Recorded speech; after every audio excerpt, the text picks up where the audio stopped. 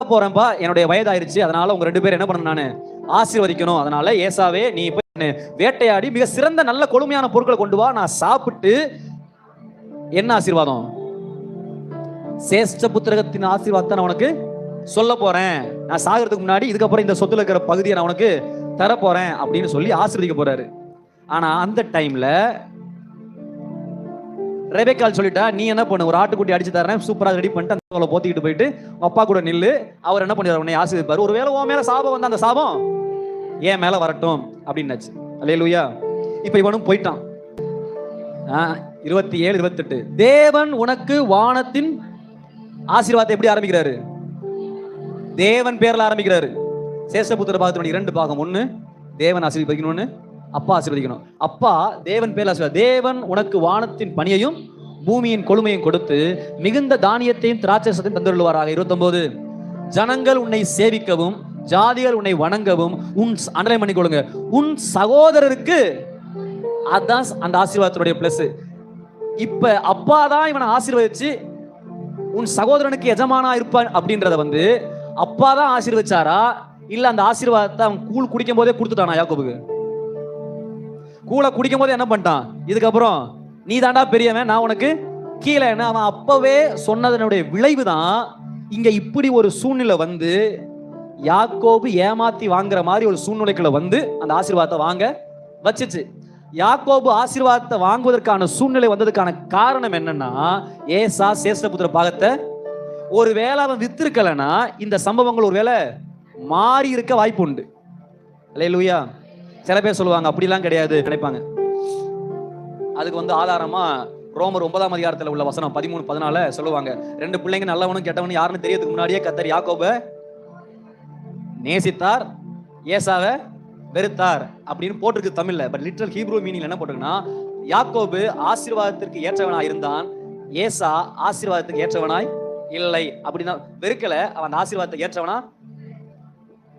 அப்படியான தேவனுடைய பிளான் அப்படி கிடையாது. திரும்ப நீங்க 25ஆம் அதிகாரத்துல போய் பாத்தீங்கன்னா, ரெபெக்காள் ஜெபம் பண்ணும்போது கேக்குறா, வயித்துல 2 பிள்ளைங்க இருக்குது, நான் இப்பயே பிள்ளைங்க முட்டிக்குது, நாளைக்கு பிள்ளைங்களுடைய வாழ்க்கை என்னன்னு கேட்டதனுடைய எதிர்கால தீர்க்கதரிசனத்தை தான் கர்த்தர் என்ன பண்ணாரு சொன்னாரு. எதிர்காலத்துல உன் பிள்ளைங்க 2 என்ன பண்ணிக்குவாங்க, பெரிய ஜாதியாவாங்க, பெரியவன் சின்னவன் பெரியவனுக்கு எஜமானா இருப்பான், அவன் ஆசீர்வதிக்கப்பட்டிருப்பான். இது சொன்னதுனால நடந்த சம்பவம் இல்ல, நாளைக்கு நடக்க போற சம்பவம் எப்படி இருக்கும்னு சொல்லி ரெபெக்காள் விசாரித்ததுனால அந்த வெளிப்பாடை ரெபெக்காளுக்கு கர்த்தர் என்ன பண்ணாரு சொன்னாரு. அந்த வெளிச்சத்தை ரெபெக்காள் நல்லா மனசுல புரிஞ்சு வச்சிருந்தா, இதனால தான் ரெபெக்காள் யாக்கோபுக்கு தைரியமா நீ போய் என்ன பண்ணு, உங்க அப்பா கிட்ட போய் நீ கேளு, ஆசீர்வாதத்தை கொடுப்பாரு. ஏன் கொடுப்பாருன்னா, கர்த்தர் அன்னைக்கே சொன்னாரு, உன்னை ஆசீர்வதிப்பது கர்த்தருடைய பிரியம். ஆனா இந்த கதையோட ட்விஸ்ட நம்ம யாரை திருடனா மாத்திட்டோம், யாக்கோபு திருடனா மாத்திட்டோம். அவன் திருடலாம் கிடையாது, அவன் ஜாக்கிரதையா அந்த ஆசீர்வாதத்தை சுதந்திரித்துக் கொள்ள அந்த ஆசீர்வாதத்துடைய வேல்யூவை புரிந்து வைத்திருந்தவன். சேஷ்டபுத்திர பாகத்தினுடைய வேல்யூவை இது எதை காட்டுது அப்படின்னு பாத்தீங்கன்னு வச்சுக்கோங்களேன், கஷ்டப்பட்டு சம்பாதிச்சு பணம் சேர்க்கிற பழக்கம் கிடையாது. ஒரு தேவை வந்துட்டா இல்ல ஏதாச்சும் ஒன்று வந்துட்டா உடனே கழுத்துல சேட்டுக்காரு. எத்தனை பேருக்கு உடனே அடமானம் வைக்கிற பழக்கம் இருக்குது? அதெல்லாம் ஏசாவுடைய சுபாவம். நமக்கு ஒண்ணு தேவைன்னா உடனே என்ன பண்ணி கொண்டு மற்றவங்க பாதி பேர் என்ன பண்ண மாட்டாங்க தெரியுமா, திரும்ப மூட்ட மாட்டாங்க. எனக்கு தெரிஞ்ச ஒரு மார்வாடி தம்பி, ஒரு மார்வாடி ஐயாவுடைய ஒரு ஃப்ரெண்டு என் கூட சௌராஷ்டிரால படிச்சான். நான் சௌராஷ்டிரா ஸ்கூல்ல படித்தேன், அதனால என் கூட மார்வாடிக்கார ஒருத்தன் படிச்சான். என்னடா உனக்காடா ரகரகமா என்ன பண்ற, போட்டு வர, எவன் வித்தாலும் பரவாயில்ல, இன்னைக்கு ஒரு செயின் போடுவேன், நாளைக்கு ஒரு செயின் போடுவேன். எங்க அப்பா நிறைய இதுப்பா, என்னடா பண்ணுவீங்க, யாராவது கொண்டு செயின் கொடுத்துட்டா அதை வாங்கிட்டு உள்ள வச்சுட்டு அவங்களுடைய குலதெய்வத்துக்கு முன்னாடி அந்த செயினை வச்சுட்டு மந்திரம் போடுவாங்களாம், இனி இது இந்த இடத்த விட்டு. அதனால தான் அது திரும்ப நம்ம கைக்கு என்ன பண்ண முடியுது, வர மாட்டேங்குது. போட்ட போடு அப்படி. அல்லேலூயா. கடனோ அடமானத்துக்கோ வாங்குற பழக்கத்தை நீங்க என்ன பண்ணணும், விட்டுறணும். நீதிமான் தன் பிள்ளைகளுக்கு ஐஸ்வர்யங்களை சேர்த்து வைக்கிறான். சேர்த்து வைக்கிறது தான் யாருடைய பழக்கம், நீதிமான்களுடைய பழக்கம். இருக்க 100 ரூபாய் வருதுன்னா அட்லீஸ்ட் ஒரு 20 ரூபாயாச்சும் என்ன பண்ணுவீங்க, சேர்த்து வைக்கணும். 100 ரூபாய் தான் சம்பாதிச்சிருப்பாங்க, 600 ரூபாய்க்கு ஆட்டுக்கறி சாப்பிடுவாங்க. காப்பாற்றவே முடியாது அவங்கள. அல்லேலூயா. நான் சில பேரை பார்த்துருக்கிறேன், ரொம்ப கஷ்டப்பட்டு ஒரு நாளைக்கு 400 ரூபா 450 ரூபா தான் மனுஷன் கஷ்டப்படுறான். அதுக்கு மேல 150 கிலோ மூட்டை, அவ்வளோ வெயிட்டு. கஷ்டப்படுறாங்க. சில பேர் போயிட்டு அவ்வளோ கஷ்டப்படுறாங்க.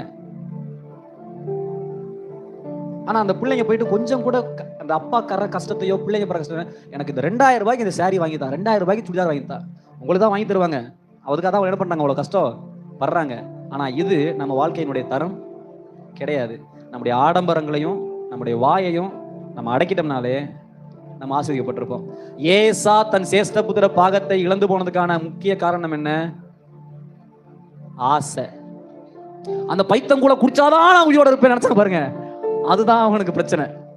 நான் சோற தின்னோ உள்ள தண்ணியை குடிச்சோ வாழ்ந்திருப்பேன் இருந்தா கதை வேற மாதிரி மாறி இருக்கும். ஏசாவுக்கும் 12 பிள்ளைகள் பிறந்தார்கள், யாக்கோவுக்கும் 12 பிள்ளைகள் பிறந்தார்கள். ஆனா ஏசாவும் ஏசாவின் பிள்ளைகளும் யாக்கோபுக்கு அடிமையா இருந்தார்களே தவிர யாக்கோபின் பிள்ளைகள் தான் உயர்ந்திருந்தார்கள். நாளைக்கு நம்ம பிள்ளைகளை அடிமையாக்குறது யாருடைய கையில இருக்குது? நம்ம கையில. நம்ம கூட 2 அண்ணங்க பிறந்திருப்பாங்க, ஒரு தம்பி பிறந்திருப்பான். அவங்க முன்னாடி நம்ம பிள்ளைங்க கீழே கிடக்கிறதும் நம்ம பிள்ளைங்க மேல இருக்கிறதுக்கும் யார் தான் விதை போடுறது? நம்ம தான். நம்ம சரியா இருந்தோம்னா நாளைக்கு நம்ம பிள்ளைங்க நம்ம கூட பிறந்தவங்களை விட உயரத்தில் இருப்பாங்க. நம்ம அசட்டியா இருந்தோம்னா அவங்க பிள்ளைங்களை சொல்லி நம்ம திட்டி இருப்போம். பாரு அவங்க அண்ணன் சித்தப்பா பிள்ளை எப்படி இருக்குது பாரு, மாமன் பிள்ளை எப்படி இருக்குது பாரு. யாருக்கா கஷ்டமா இருக்குதா? உங்களுடைய அசட்டை லைஃப் அழிச்சிடும். சொல்லுங்க, அசட்டை